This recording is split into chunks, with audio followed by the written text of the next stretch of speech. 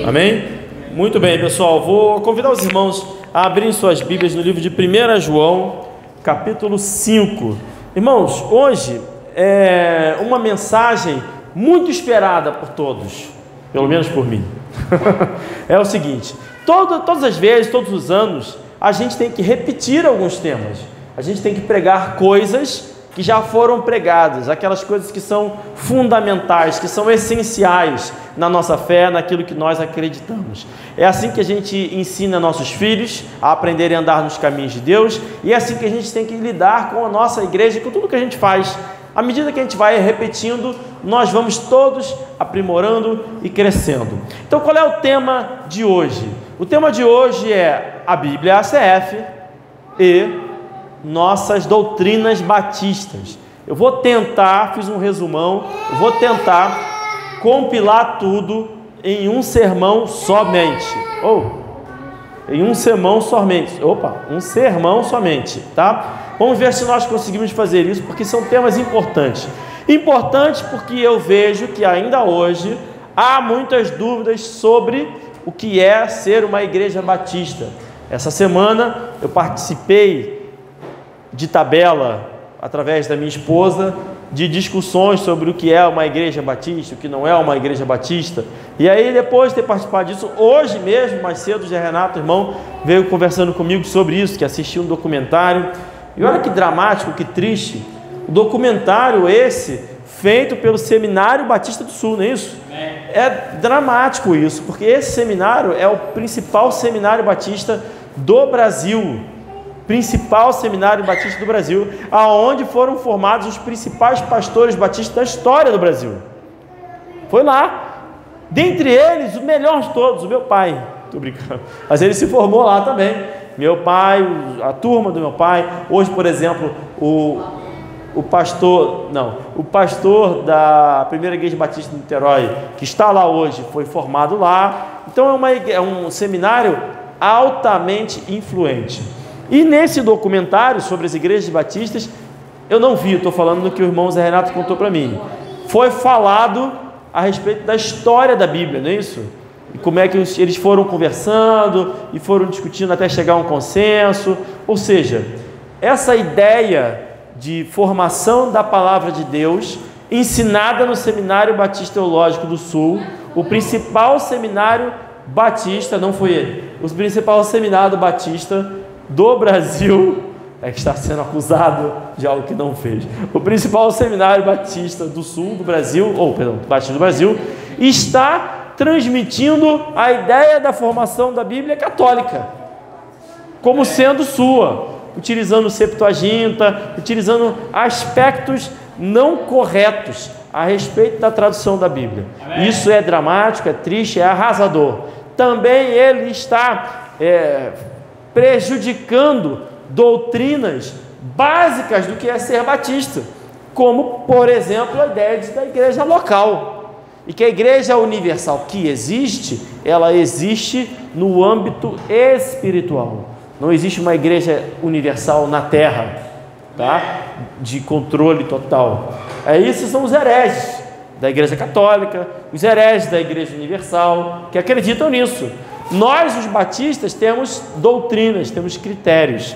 Então, antes de falar, eu pedi para os irmãos abrirem as suas Bíblias no livro de 1 João, capítulo 5. Eu vou ler apenas o verso do 5 ao 7. Quem é que vence o mundo, senão aquele que crê que Jesus é o Filho de Deus? Esse é o que vence o mundo, esse é o que vence a morte, esse é o que é salvo da condenação da morte. É aquele que crê que Jesus Cristo é o Filho de Deus. Este é aquele que veio por água e sangue, isto é, Jesus Cristo, não só por água, mas por água e sangue. E o Espírito é o que testifica, porque o Espírito é a verdade, porque os três são os que testificam no céu: o Pai, a Palavra e o Espírito Santo, e estes três são um. Então, é isso. O que eu quero dizer? É a Trindade de forma clara e explícita na Bíblia.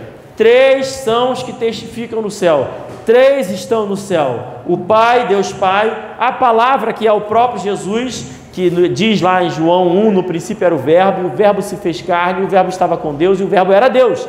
Então esse Verbo que estava com Deus e era Deus e se fez carne é o próprio Jesus. Então são três: o primeiro é o Pai, o segundo é o Verbo, que é Jesus, e o terceiro então é o Espírito Santo. E a Bíblia diz: os três são um. Qualquer um que diga que a Bíblia não defende a Trindade, e eu fui repreendido aqui mais cedo e concordei a essa repreensão, não vou mais usar a palavra idiota para isso. É um jumento. Jumento pode, jumento está na Bíblia, não é? Porque eu tenho que trazer uma ideia de que é um completo tolo, né? O microfone está aqui.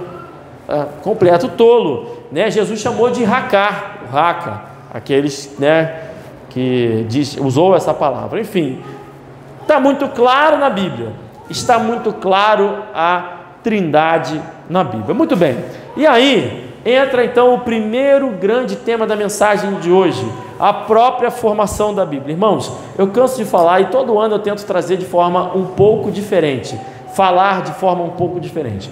A Bíblia é a base da nossa crença. Nós somos dependentes da Bíblia, tá? Somos totalmente, absolutamente dependentes da Bíblia. Ora, mas e se proibirem, esconderem a Bíblia e acabarem com todas as Bíblias do mundo? Eu vou dar uma notícia para você: isso nunca vai acontecer.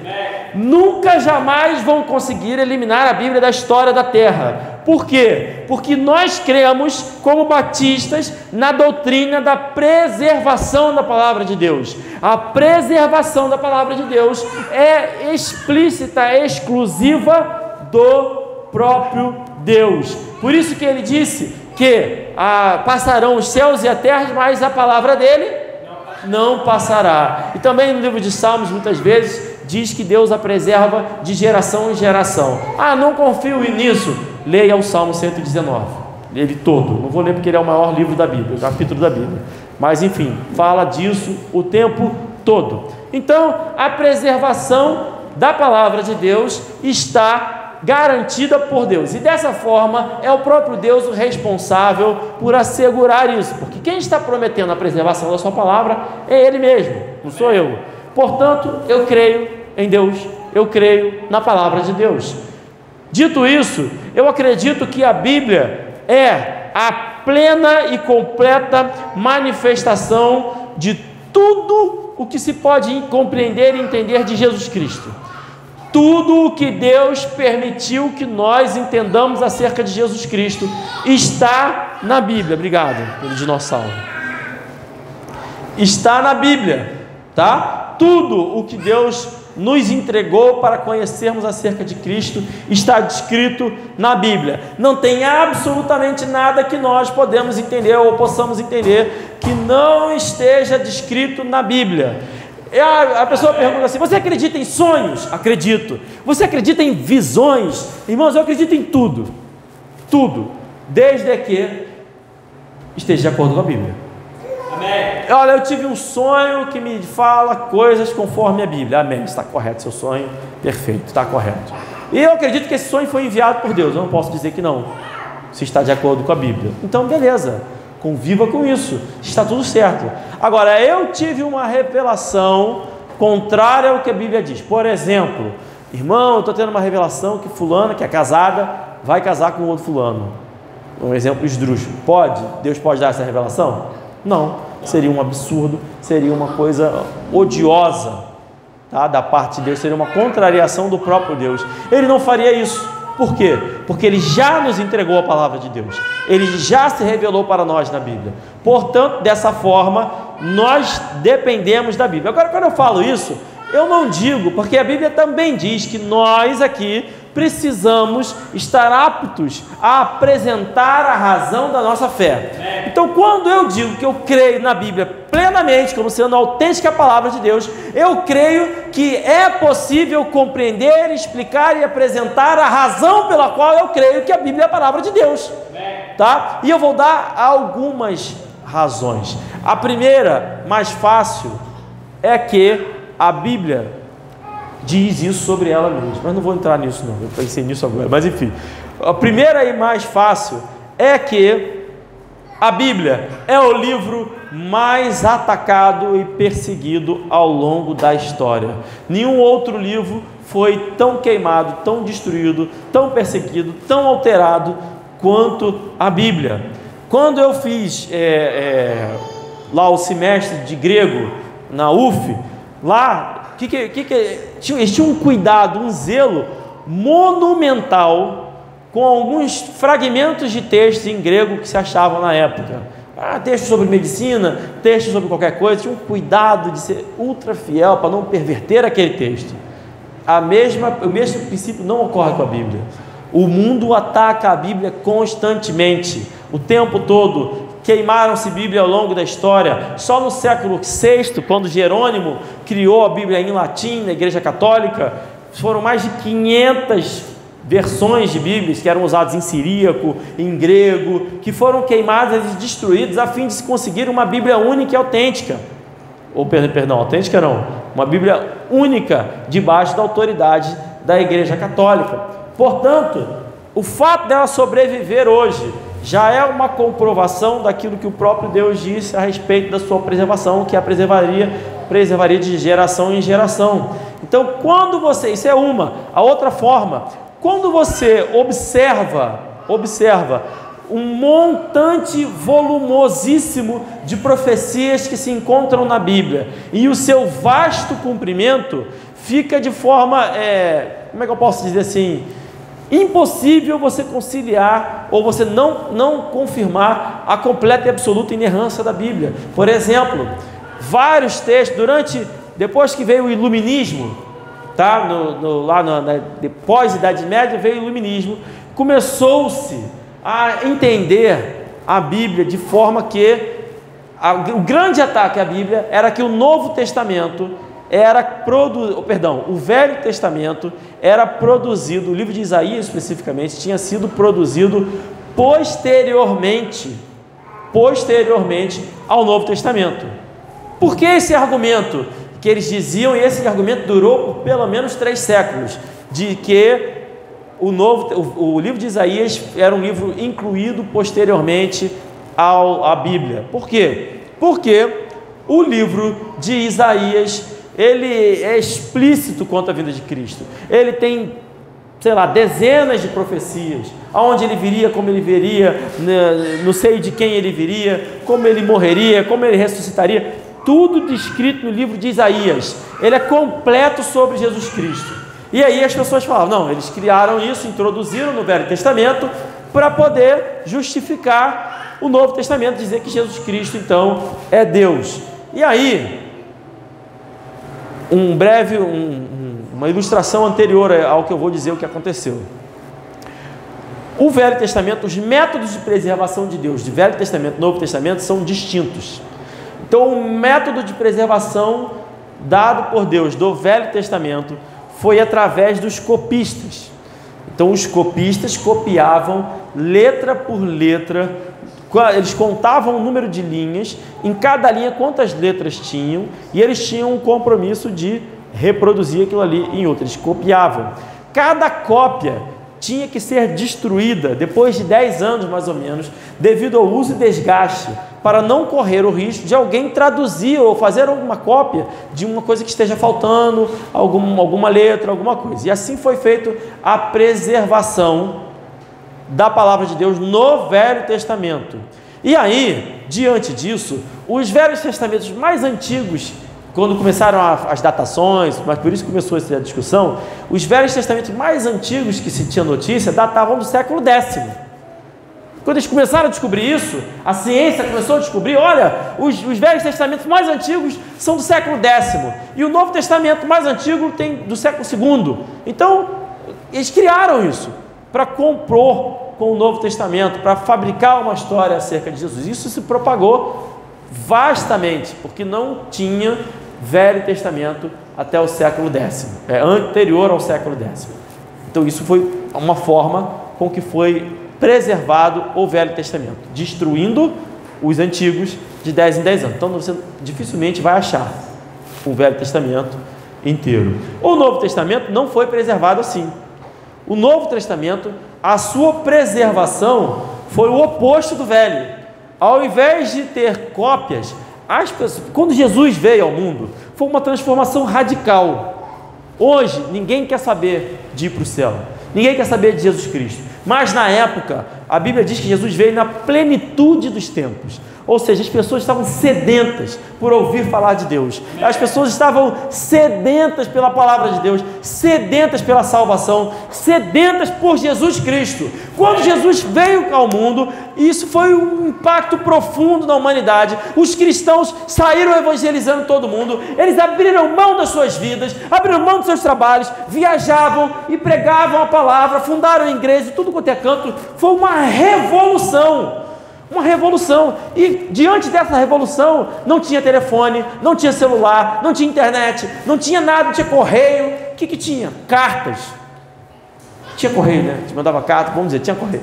Cartas, mas não tinha formas de comunicações rápidas. Então, na dúvida, as pessoas enviavam cartas umas para as outras. Por isso nós temos o Novo Testamento. São cartas de Paulo, cartas de Pedro, cartas de Judas, cartas de João, que eles foram enviando para as pessoas. Então era uma carta daqui para lá, outra para lá, e o cara falava, Paulo falou tal coisa, o discípulo de João me disse tal coisa, e mandava, e nisso eles iam citando a palavra de Deus.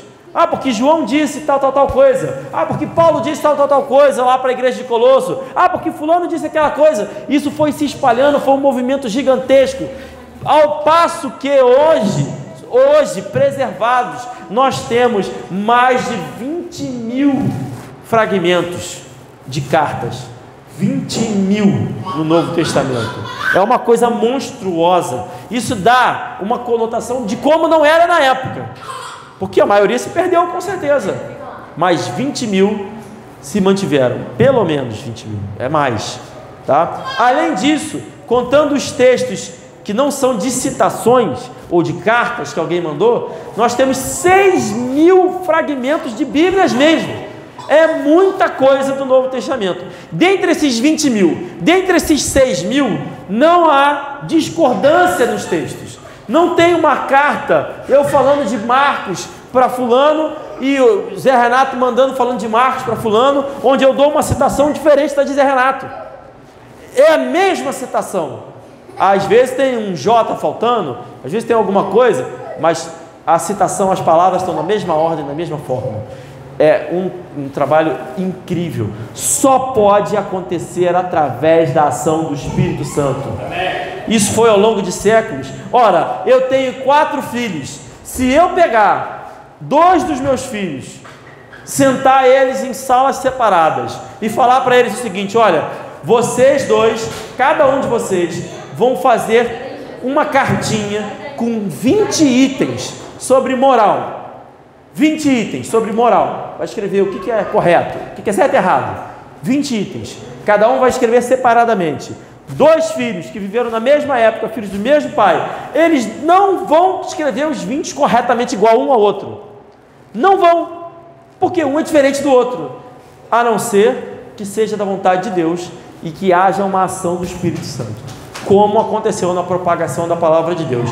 Não faz sentido lógico uma pessoa em Corinto enviar uma carta para o outro lá em Tiátira e essa carta ter a mesmíssima escrita do outro que estava em Roma e mandou para, sei lá, Istambul. Não faz sentido isso. Não é cabível, senão pela ação do Espírito Santo. Então, o Novo Testamento foi preservado através da múltipla propagação. E o Velho Testamento foi preservado através das cópias. Ponto. E aí as pessoas diziam então o seguinte: ora, nós temos muitos Novos Testamentos, não temos tantos Velhos Testamentos, então o livro de Isaías foi fabricado. E até que em 1947, lá os manuscritos do Mar Morto, que tem algumas coisas que são erradas, tinha uma das cavernas que era a Bíblia, os livros da Bíblia. Dentre eles tinha o livro de Isaías completo. E esse livro de Isaías completo está perfeitamente igual ao livro que está na nossa Bíblia. Ponto. Acabou, ninguém discute mais isso, que foi fabricado depois. É um argumento morto. Foi finalizado, acabou. Agora, eu não preciso que se encontre nada em lugar nenhum para confirmar a minha fé. Eu não preciso. Por quê? Porque eu creio na palavra de Deus. E a Bíblia diz que Deus é quem preserva a sua palavra. Portanto, eu creio no que Deus disse na sua palavra. Além disso, as pessoas falam assim: a Bíblia é uma cópia de outros povos, outras tradições. Isso é errado. A Bíblia é o livro dos livros. A Bíblia dá origem a todas as mitologias, são cópias. Você vai encontrar fragmentos, ao invés das pessoas acharem: não, porque eles copiaram isso dos egípcios. Claro que não, claro que não. Tinha já a palavra de Deus antes de Abraão? Tinha. Sabe por que tinha? Primeiro, que a preservação da palavra de Deus é de geração em geração. Segundo, que Abraão, quando chegou em Salém, que era Jerusalém, encontrou ele lá com quem? Com o sacerdote de Deus, Melquisedeque, que é sem genealogia, ninguém sabe quem ele era, de onde ele era, ao qual Jesus é dessa ordem, também sem genealogia, que na verdade ele veio de Deus. Muito bem, então ele chegou lá e encontrou um sacerdote de Deus, e o sacerdote de Deus é um servo de Deus, do Deus vivo que estava em Jerusalém. Então tinha sim a palavra de Deus, inclusive dizendo para Adão, dizendo para Noé, tudo isso era a palavra de Deus naquele momento. A palavra de Deus é suficiente. Qualquer fragmento da palavra de Deus é perfeitamente apta para inspirar, para salvar alguém, discernir e salvar, instruir, enfim. Então, todas essas mitologias, por exemplo, em todas as mitologias do mundo, você encontra algo semelhante ao dilúvio. Inclusive no Brasil, os índios no Brasil tinham uma ideia de dilúvio, que houve um dilúvio e que inclusive num grande barco cheio de mandioca e alguns bichos, o rapaz passou pelo dilúvio. Na mitologia nórdica tem o sangue da vaca gigante que inundou a terra toda. Nos aborígenes tem uma espécie de dilúvio. Em todos os cantos do mundo existe um pedaço de dilúvio. Aí, como que isso é possível? Como que o Brasil, estando num extremo, a Austrália em outro extremo, os aborígenes e os índios brasileiros, como que eles podem ter histórias tão similares? Como que isso é possível? Existem algumas formas disso acontecer. Por exemplo, um antecessor comum, um antepassado comum, contou a história de um dilúvio. E à medida que os povos foram se espalhando, essa história foi tomando formatos e todo mundo fala de um dilúvio. Isso é uma forma de se transmitir e de se ter a história propagada no mundo inteiro. Se isso aconteceu, isso é verdade, então a Bíblia está certa. Por quê? Porque a Bíblia diz exatamente isso. Depois do dilúvio, Noé e os seus filhos, cada um foi para um canto, se espalharam pelo mundo. Então faz sentido de que os descendentes de Sem, os semitas, que deram origem à Bíblia, tenham uma palavra, e que os outros que não seguiram a linhagem tenham de alguma forma pervertido aquilo ali, mas contaram as histórias de geração em geração. Se foi dessa forma, uma história contada e falada, então a Bíblia está correta. Ora não, mas não foi assim não. Existe um senso comum manifesto em toda a humanidade de acordo com as gerações e épocas, e esse senso ele manifesta, tem um termo disso que eu esqueci agora, manifesta publicamente naquela época, naquele período, e portanto se desenvolveram essas mitologias iguais no mundo inteiro. Eu já ouvi isso. Ora, se isso for verdade, então a Bíblia está correta. Por que a Bíblia está correta? Porque a Bíblia diz que em todos os seres humanos há o sopro de vida dado por Deus. Em todos nós há a capacidade e a habilidade de receber o Espírito Santo. Então, se houve algo manifesto em toda a humanidade ao mesmo tempo, isso quer dizer que de alguma forma nós estamos todos conectados através do sopro de vida. Seremos separados no futuro, o joio do trigo, mas agora estamos todos aqui convivendo juntos. Então, qualquer que seja a métrica e justificativa para você vier dizer que não, isso foi feito dessa forma, isso foi propagado daquela outra forma, qualquer que seja a métrica, comprova a Bíblia. Mas eu não preciso disso para comprovar a Bíblia, porque eu creio na palavra de Deus. Eu creio na própria Bíblia. Eu creio no que o próprio Espírito Santo revela através da Bíblia. E mais, lá em João 10, Jesus Cristo fala sobre ouvir, que as suas ovelhas ouvem a voz do seu Senhor, que Jesus, o próprio Jesus, é o bom pastor. Portanto, a principal forma de saber que a Bíblia é a palavra de Deus é através do Espírito Santo. É o próprio Deus que revela isso para mim. Além disso, a Bíblia é um livro escrito ao longo de milhares de anos. Se você considerar de Moisés até a última carta de João, vai dar mais de 2000 anos. É isso? Mais de 2000, acho que sim. Enfim, me falhou a memória aqui.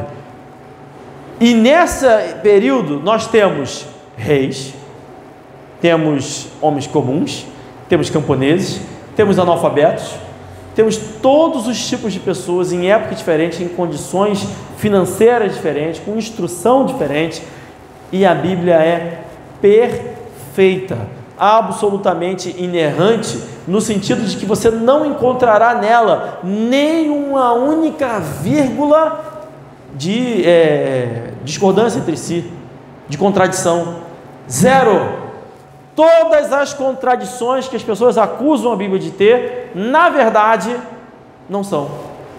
Como, por exemplo, que eu costumo dar sempre esse exemplo, a morte de Judas. Todo mundo fala da morte de Judas. A morte de Judas, a Bíblia se contradiz, porque um texto diz que ele se lançou do penhasco, o outro texto diz que ele se enforcou. Então, como é que pode? Ou ele se lançou ou ele se enforcou. Como se não fosse possível que alguém tivesse se enforcado num penhasco, que era bem provável, e o seu corpo tivesse caído. Ora, se um corpo, pensa nisso, um corpo pendurado pelo pescoço, se ele ficar numa árvore, num penhasco, ele vai ficar lá para sempre? Uma hora ele vai cair, é óbvio que ele vai cair. Então caiu e as suas entranhas se abriram. Foi exatamente assim que aconteceu. Tem diferença de genealogia. Tem uma genealogia de Jesus de um jeito e a genealogia de Jesus de outro jeito. Em Mateus está de um jeito e em Lucas está em outro. Porque um é a partir do seu pai e outro é a partir da sua mãe. Qual a dificuldade de entender isso? Então, todas as supostas divergências e discrepâncias na Bíblia são tão somente, única e exclusivamente, má fé daquelas pessoas, instruídos por Satanás. Não há discrepância alguma. Mas a Bíblia defende, então, a terra plana. Não defende. As pessoas que promovem isso como forma de desacreditar a Bíblia. A Bíblia não defende terra plana. A Bíblia defende o comunismo, o capitalismo. Não, a Bíblia não defende nada disso. A Bíblia é a palavra de Deus, que precede a tudo isso e que vai permanecer após tudo isso. Ela é eterna. Então a Bíblia é a palavra de Deus. Queria falar rapidinho sobre isso e já me estendi um bocado. Muito bem. Posto esse fato de que nós aqui cremos na Bíblia, cremos na sua preservação, vale uma ressalva sobre qual Bíblia nós cremos. Qual Bíblia nós cremos e por que nós adotamos uma única versão da Bíblia? Ora, por que eu não adoto várias Bíblias? Por que eu não adoto diversas Bíblias? Por que eu não posso enriquecer o meu conhecimento com diversas traduções da Bíblia? Como eu disse, a Bíblia é o livro mais atacado da história da Terra. Jesus Cristo, através da Bíblia, disse que haveriam pessoas que se infiltrariam na igreja e que também perverteriam a própria palavra de Deus.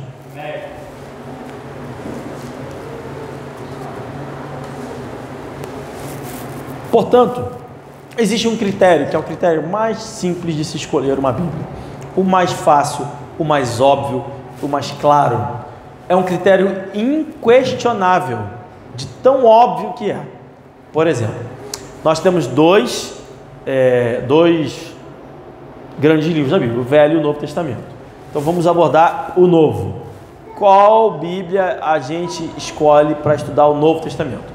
O Novo Testamento foi traduzido do grego. foi escrito em grego, na língua grega. Portanto, o que é melhor? Eu ter uma Bíblia que foi traduzida diretamente do grego ou uma Bíblia que foi traduzida do latim para a minha língua? Diretamente do grego, que não tem um intermediário ali, certo? Isso vale para qualquer língua. Se alguém vai traduzir a Bíblia para o latim, que ele traduza diretamente do grego. Se alguém vai traduzir para o alemão, traduza diretamente do alemão. E assim sucessivamente. Ponto. Então, primeiro critério para identificar qual Novo Testamento é o melhor. Ele foi traduzido de onde? Porque o Novo Testamento católico foi traduzido da Bíblia em latim. A minha Bíblia ACF foi traduzida do grego. Isso é um bom critério, mas não é o principal. O principal é o próprio texto utilizado como fonte de tradução. Pensa, o Senhor disse que preservaria a sua palavra ao longo de toda a história, de geração em geração. Isso quer dizer que existe uma palavra preservada. Posto isso, quais foram os Novos Testamentos utilizados ao longo da história pela igreja do ano 0 até 1889, se não estou enganado? Do ano 0 até 1889. Os mesmos. No mundo inteiro, todas as traduções de Bíblia utilizaram os mesmos textos que se tinham, conhecidos hoje como texto recebido. Por que texto recebido? Porque eles foram compilados e à medida que alguém ia fazer uma tradução, era enviado e ele era, portanto, recebido. Então, os tradutores da King James utilizaram os textos recebidos. João Ferreira de Almeida utilizou o texto recebido. Qualquer tradução anterior a 1889 utilizou-se do texto recebido. Portanto, qual é o texto, qual é a base, qual o texto que deve servir de base para uma tradução do Novo Testamento? Um que se utiliza do texto recebido, não outro. Mas existe outro? Existe, porque em 1889, dois caras, Westcott e Hort, descobriram na lixeira do Vaticano um Novo Testamento, dois Novos Testamentos, que eles encontraram lá na lixeira. Os dois totalmente diferentes do nosso Novo Testamento. Ora, mais dois, então é suspeito. Também totalmente diferentes um do outro. Um não concorda com o outro. O que esses caras fizeram? Bom, seja qual for o motivo, entenderam que era razão suficiente para estar no lixo. Mas eles acharam que era melhor tirar do lixo e estudar aquilo ali. E foram estudar e resolveram iniciar um processo de identificar quais eram os textos que eles entendiam ser os melhores textos para o Novo Testamento. Aí tinha que ter um critério, e o critério foi da crítica textual que eles adotaram. Esse texto, então, por exemplo, eu tenho 3 Novos Testamentos diante de mim. 4, eu tenho o latim católico, eu tenho o texto recebido, eu tenho esses 2 sinóticos aqui.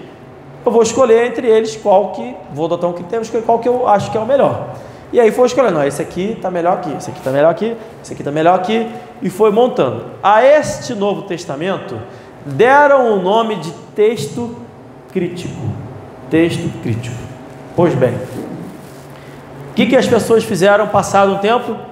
Decidiram então que eles iam passar a fazer as traduções da Bíblia a partir do texto crítico, rejeitando toda a história de todo o cristianismo e dizendo com toda a coragem de que aqueles são os melhores textos, ou seja, os mais corretos, os melhores, enfim, desconsiderando toda a história de 2000 anos de cristianismo anterior à descoberta daqueles textos.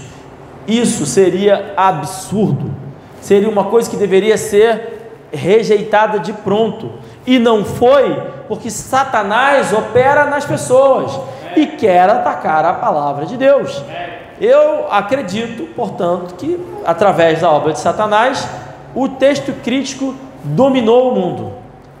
Todas as versões da Bíblia que não sejam as tradicionais como King James e a Almeida Corrigida Fiel, ou Reina Valera, ou a de alemão lá que eu esqueci. Todos esses textos se utilizam do texto crítico para fazer as suas traduções. Por quê? Porque dá margem para eles fazerem várias coisas diferentes. E aí, por exemplo, você pega a Bíblia NVI, ela está repleta de observações. Isso é isso, mas no texto grego tal, sinótico tal, pode ser aquilo outro, ou pode ser aquilo lá. Aí a pessoa chega no púlpito, se apresenta como um erudito, e vai mudando. Olha, na verdade está dizendo que o anjo passava e tocava lá, mas se você olhar nos outros textos, isso pode ser apenas uma interpretação da época e tudo mais. Ou seja, toda a história da igreja acreditou-se que o anjo passava lá. Agora que eu achei um texto que estava escondido, mudou, não é mais. Eu não acredito nisso. Eu não acredito nisso.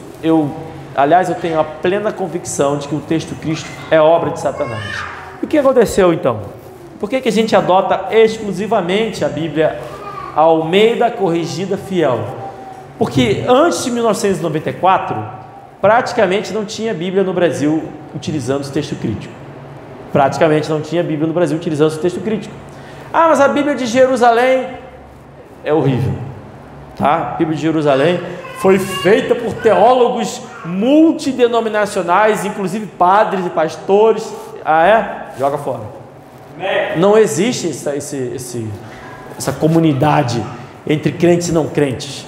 Não tem sentido. Ah, mas foi o linguista fulano de tal, homossexual.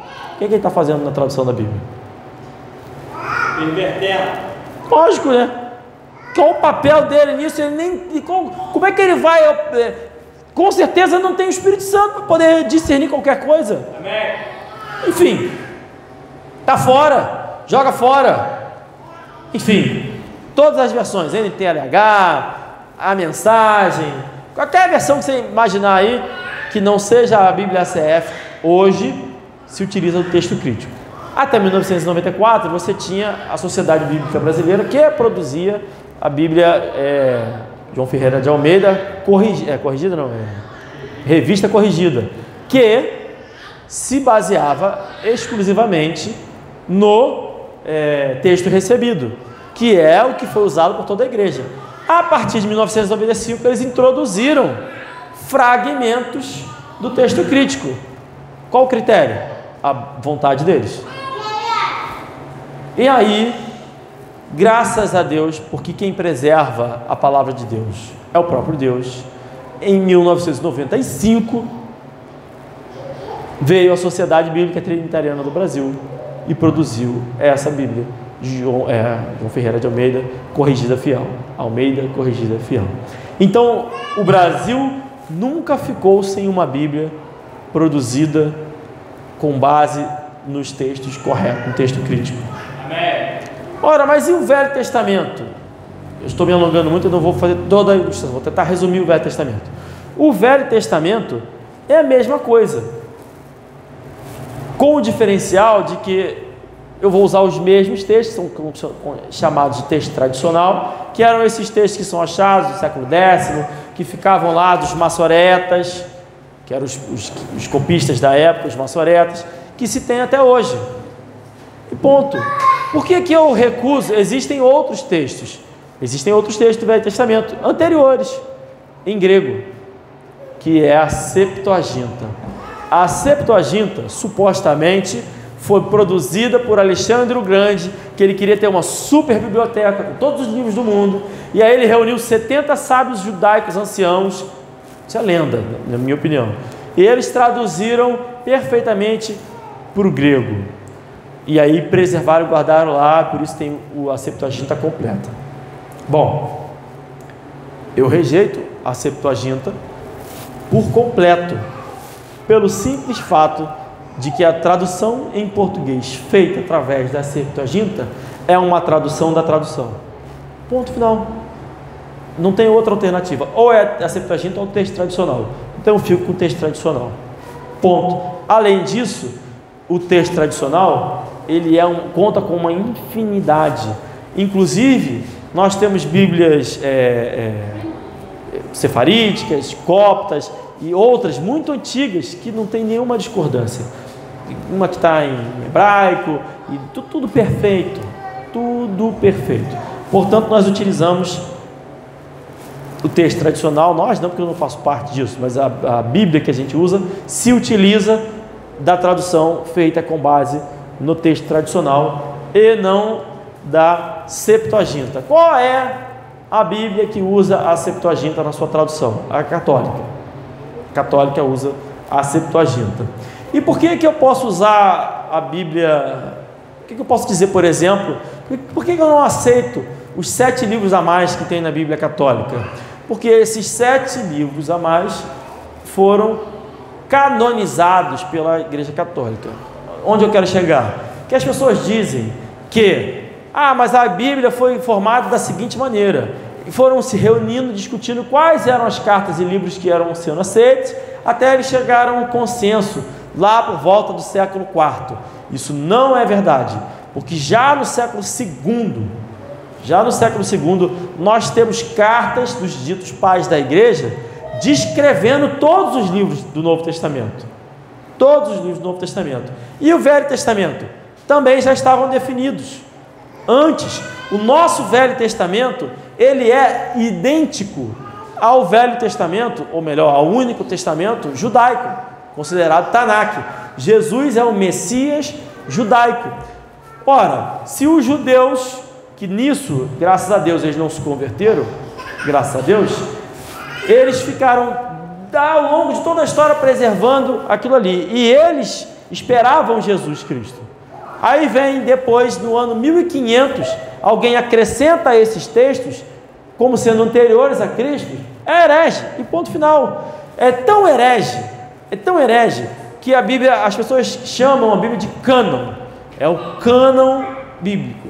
E quando se trata de cânon, senta lá, Samuel, o que eles vão dizer? Que esses 7 textos são deuterocanônicos. A Igreja Católica os ensina que eles são deuterocanônicos. O que quer dizer deuterocanônicos? Canonizados posteriormente. Posteriormente quando? Quando que a Igreja Católica os reconheceu como sendo autêntica a palavra de Deus? Na Contra-Reforma. Veio a Reforma Protestante, começou-se a difundir a ideia de que precisava ser somente a Escritura, né? O sola scriptura, que é a ideia de que somente a Escritura tem valor, tudo tem que ser baseado na Escritura. E aí, como Contra-Reforma, os jesuítas planejaram incluir textos do folclore judaico como sendo bíblicos, porque nesses textos você vai encontrar todas as heresias católicas, como purgatório, como orar para morto, tudo isso, obrigado, você vai encontrar nos deuterocanônicos, que faziam parte do folclore judaico, nunca foram reconhecidos, nem sequer sugeridos como serem palavra de Deus.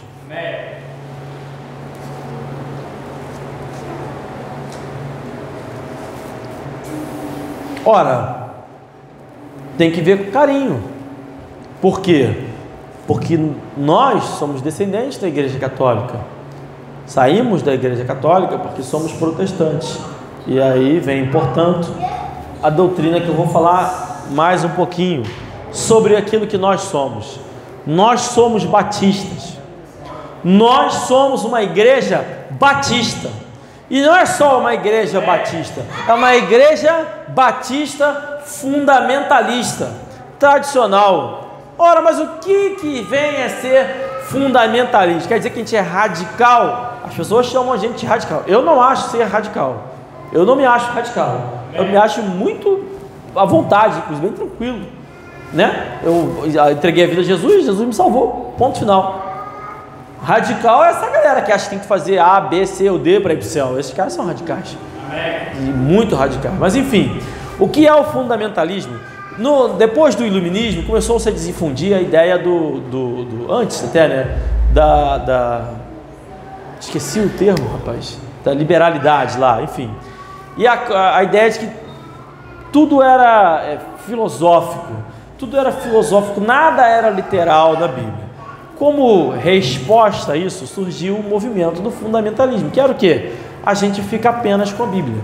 Do fundamentalismo surgiu até o puritanismo, que é a ideia de que, além de ficar apenas com a Bíblia, você precisa... Eu estou falando isso aqui, os que defendem o puritanismo vão ficar ofendidos comigo, porque... Não, você tem que ler a teologia sistemática puritana. Nunca li, não vou ler, não tem tempo para isso, ela é enorme. Eu estou falando aquilo que é senso comum. O senso comum do que é o puritanismo é o quê? Que eles defendiam que você tem que viver com excelência, manifestando a glória de Deus em tudo que você faz. Então, se eu vou fazer uma escola, essa escola vai ser com excelência. Se eu vou ser um médico, eu vou ser um médico com excelência, porque isso glorifica a Deus. É um movimento que partiu do fundamentalismo, que somente a Bíblia, e ponto final, eu acredito na Bíblia como sendo literal. Então nós somos fundamentalistas, que é o quê? A Bíblia é a palavra de Deus literal. A interpretação correta da Bíblia é a literal, em todos os casos. Então quer dizer que Jesus tem tatuado seu nome na perna? Quer dizer que Jesus tem olhos de fogo? Não. Mas não é isso que está escrito? Você não é literal? É isso que está escrito, mas não é só isso. Em Apocalipse é dito que tudo que vai ser revelado são sinais, tem uma simbologia. Então tudo que está no livro de Apocalipse, a Bíblia literalmente diz que é uma simbologia. Como eu acredito na Bíblia, sendo ela a interpretação correta literal, eu acredito que o que está escrito em Apocalipse é simbólico. Amém. Vai acontecer, mas não é daquele exato forma que está ali. São coisas que representam. Quando diz lá que a besta que sobe do mar, não necessariamente a gente vai ver um dragão subindo do mar, que ela dá a interpretação que são povos e nações e tudo mais. Então eu acredito literalmente, é algo que deve ser interpretado. Amém. Quando a Bíblia não diz que é algo que deve ser interpretado, eu acredito literalmente que é aquilo ali, ponto final, e acabou. Não é? Para com isso. Então essa é a nossa distinção. Nós somos batistas e fundamentalistas. Eu quis só trazer essa ilustração do fundamentalismo. O que quer dizer ser fundamentalista? Isso, a gente acredita na literalidade da interpretação bíblica. Agora, como batistas, nós não somos, nunca fomos descendentes da Igreja Católica. Acabou e ponto final. Não tem essa relação. Como é que você pode falar isso? Isso é um absurdo. Todas as denominações, luteranos, anglicanos, presbiterianos, são denominações de igreja, não de conceito de igreja, são igrejas nacionais, luteranos na Alemanha, anglicanos na Inglaterra, são igrejas nacionais que eram muito parecidos com o que era a Igreja Católica, porque eles saíram da Igreja Católica, só que eles trouxeram a ideia de nacionalismo. Então o luteranismo tinha lá o seu bispo igual, tinha os seus subbispos iguais, tinha tudo igual. A Igreja Anglicana, a mesma coisa. A Igreja Anglicana é praticamente idêntica à Igreja Católica, e a Igreja Presbiteriana também. Tanto é que a Igreja Presbiteriana batiza criança, a Igreja Luterana batiza criança, porque isso é uma prática não cristã, é uma prática católica, que eles preservaram porque eram católicos, e assim se manteve. Por isso que você entra numa igreja presbiteriana, ele vai falar de Santo Agostinho, ele vai falar de Tomás de Aquino, ele vai falar de um monte de gente que não tem relação. Ele vai trazer Madre Teresa de Calcutá como bom exemplo, pessoas que estão até no inferno. Amém. Eu tenho plena convicção de que Madre Teresa de Calcutá está no inferno. Amém. Nenhuma dúvida. A gente pode um dia fazer um sermão só sobre ela, as heresias que ela falou. Não é crente, não está no céu, mas é defendida com unhas e dentes. Por quê? Porque eles são católicos, só mudaram o nome. Amém.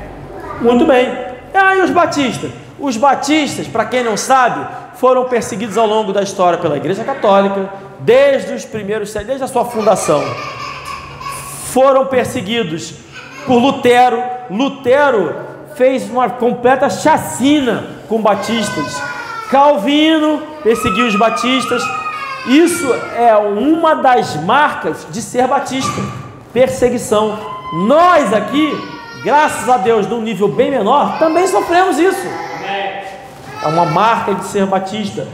Como assim? Batista, a primeira vez que se surgiu, ninguém sabe o termo batista, mas há uma divergência de possibilidades. 1500 e tanto, 1600 e tanto, 1500 alguma coisa, quando os primeiros documentos denominando alguém de batista surgiram. Ninguém tem um nome. Se você olhar as igrejas presbiterianas, você tem lá, acho que é John Knox e Calvino, luterana, Lutero, anglicana, enfim, sempre tem um nome, alguém responsável pela fundação daquela igreja ali. As igrejas batistas não tem. Por quê? Assim como cristão. Quem criou o termo cristão? Os opositores dos cristãos. Era um termo pejorativo, está lá no livro de Atos, tá? Era um termo pejorativo que acusavam os seguidores de Cristo. Aquela seita dos cristãos, é o que está escrito lá. E aí a gente é cristão mesmo. Nós seguimos a Cristo, nós cremos em Cristo, Ele é o nosso Senhor, nós somos cristãos, adotou o nome, somos cristãos, beleza. E aí, quando a Igreja Católica se formou, ela convidou todos os líderes. A Igreja de Roma, tá? A Igreja de Roma, o que eu quero dizer com isso?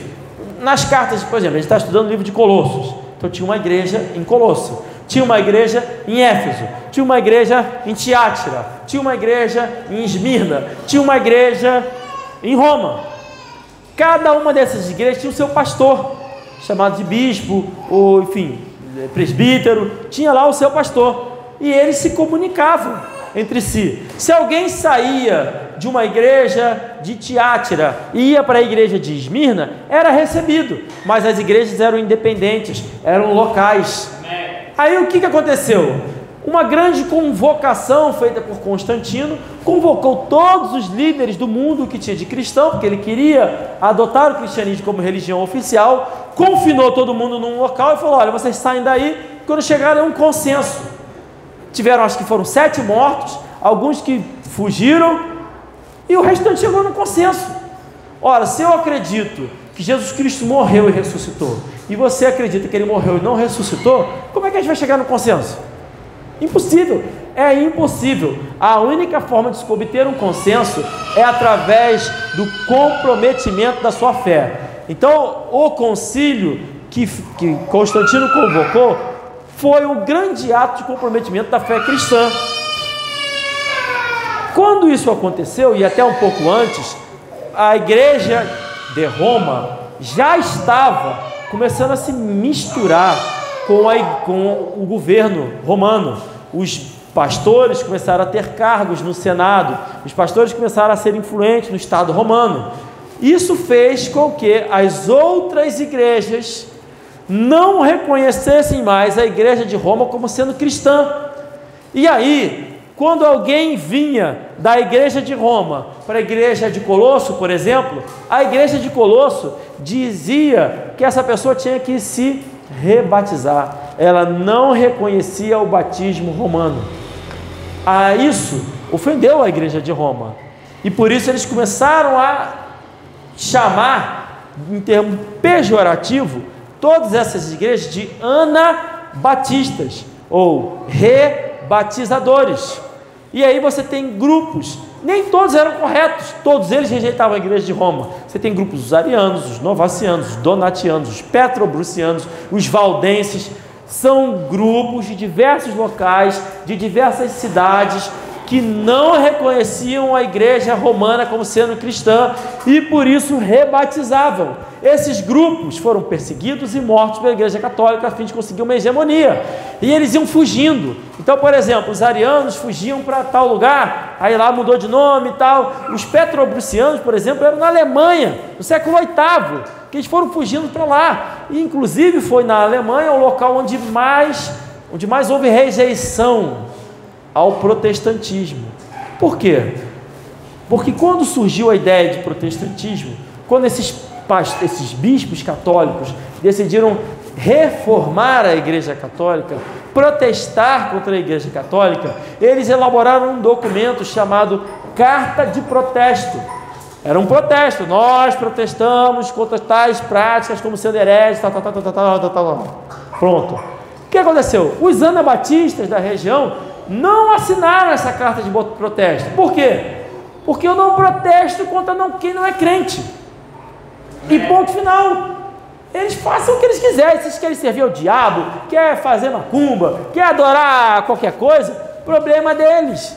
Eu creio em Cristo. Eu sou cristão. E aí esses anabatistas foram perseguidos por isso, por Lutero. E mortos, tem relato disso. Lutero matou um monte de gente, cristãos anabatistas. Um dado momento, não sabemos quem, resolveu mudar o nome Anabatista e falar: não, eu não sou rebatizador, porque eu não estou rebatizando, eu sou batizando, porque esse batismo não existe.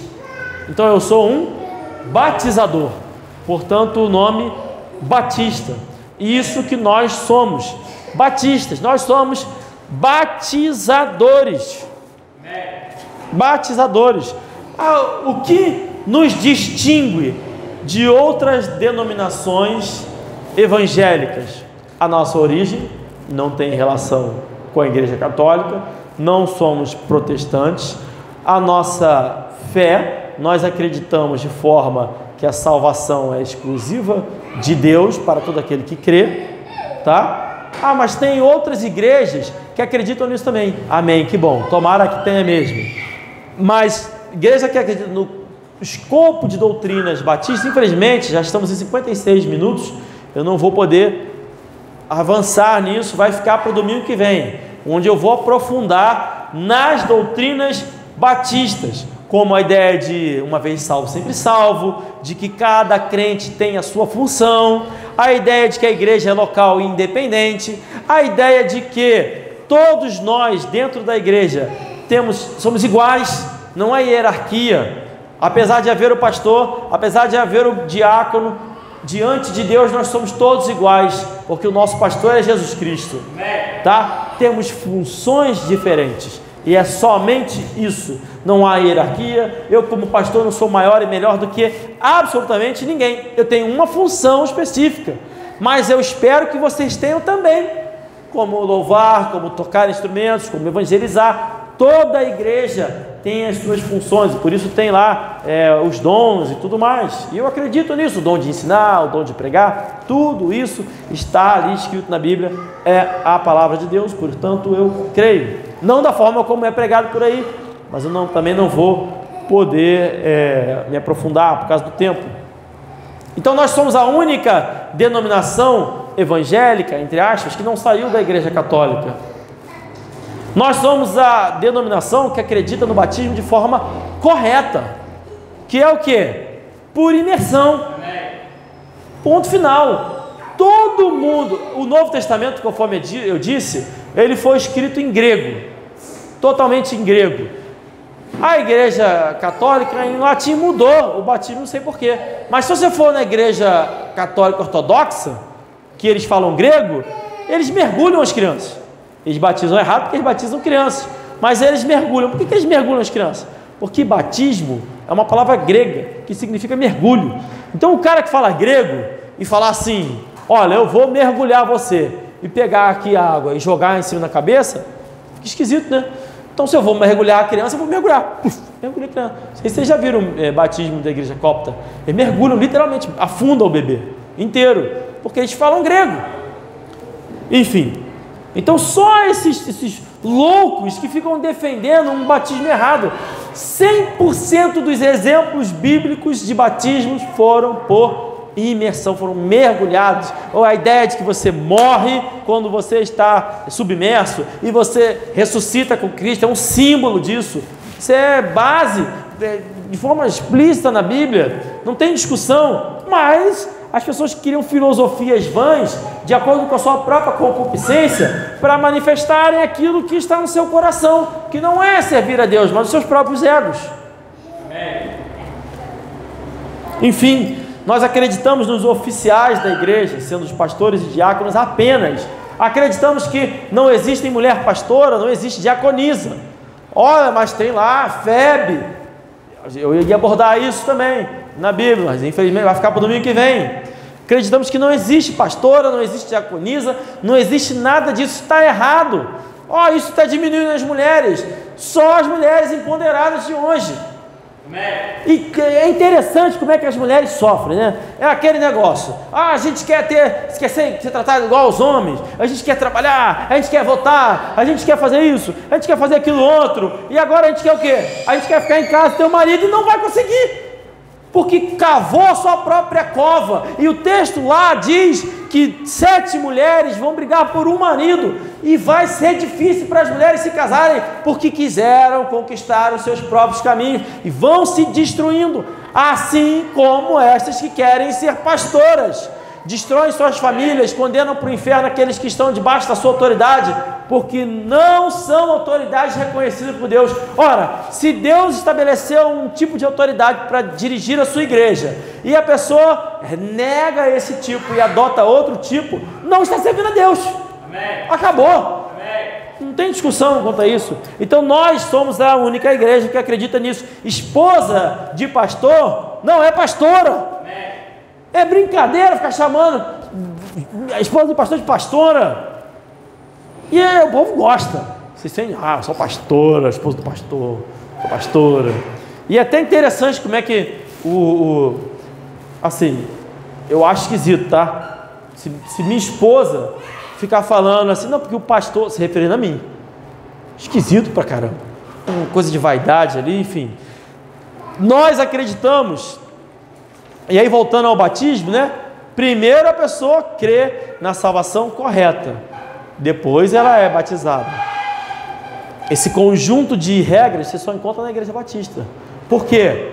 Porque tem igreja que tem múltiplos batismos de arrependimento, em todo tipo de coisa por aí, tá? Não vamos entrar nisso também.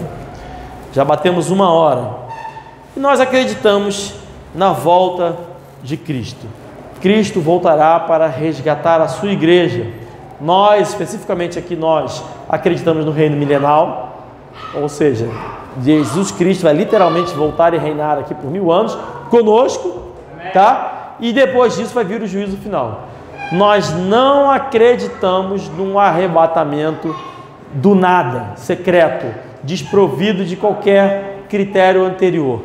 Não acreditamos. Isso não só não acredito, isso não vai acontecer. Não vai acontecer porque tem critérios. Tem um monte de coisa que a Bíblia diz que tem que acontecer. Quem acredita nisso, eu não vou dizer que não é salvo, porque é um texto um pouco mais difícil, mas está errado. Claramente errado. Na verdade, isso nunca foi acreditado. A ideia de que existe um arrebatamento secreto nunca foi acreditado antes de 1900 e alguma coisinha, quando Scofield lançou a sua Bíblia de Estudos Scofield. E aí, baseado na interpretação dele, dos textos críticos de Westcott e Roth, ele traçou essa nova teologia e todo mundo adorou. Agora sim, agora ficou bom. Vamos pregar, que na verdade é uma pregação muito agradável, né? Vamos pregar o seguinte: todo mundo vai ter uma vida boa. Se você não tiver vida boa, você não é crente, vai ter uma vida boa, vai tudo dar certo. E quando tiver uma perseguição, uma coisa ficar feia, Jesus Cristo vai tirar todo mundo daqui. Não, irmãos, nós não acreditamos nisso. Amém. Nós acreditamos que toda a igreja ao longo da história, a igreja verdadeira, sofre e sofrerá perseguições. Amém? Amém? Portanto, eu vou encerrar a palavra de hoje.